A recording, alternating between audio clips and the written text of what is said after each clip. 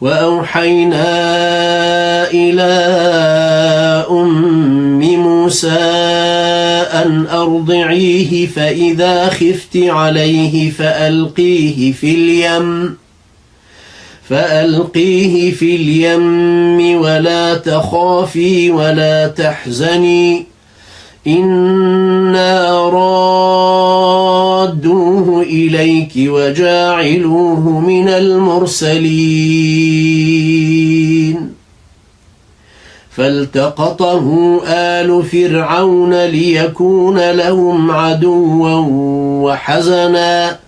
إن فرعون وهامان وجنودهما كانوا خاطئين